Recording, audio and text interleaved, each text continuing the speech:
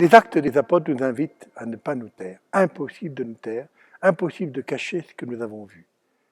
Il en est de même pour nous aujourd'hui. Impossible de nous taire sur notre foi, sur la foi de l'Église, sur l'engagement des chrétiens, sur le martyre de certains d'entre eux.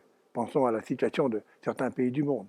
Impossible de nous taire sur les merveilles que l'Esprit Saint accomplit dans le cœur des hommes, sur les conversions qu'il opère, sur les changements radicaux de vie de certains de nos frères et sœurs qui quittent des lieux mortifères pour retrouver la vie.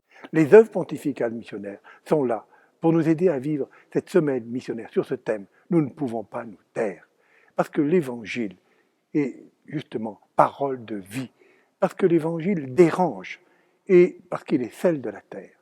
Et dans la mesure où il dérange, il nous appartient à nous de le porter partout, là où la liberté de l'homme, là où sa conscience est opprimée.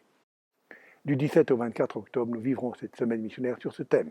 Et les œuvres pontificales missionnaires sont là pour nous aider à prier, à nous nourrir de la parole, à nous engager, à nous documenter, c'est-à-dire à savoir un peu ce qui se vit dans notre Église universelle, dans le monde entier, afin que nous soyons des frères comme Fratelli Tutti nous y invite, non seulement en parole, mais en acte, afin que le plus petit d'entre nous puisse savoir qu'il a un grand frère à l'autre bout du monde, et que ce grand frère le porte non seulement dans sa prière, mais aussi le soutient matériellement, en apportant à nos églises sœurs les aides matérielles, financières dont elles ont besoin. Voilà l'invitation du Saint-Père.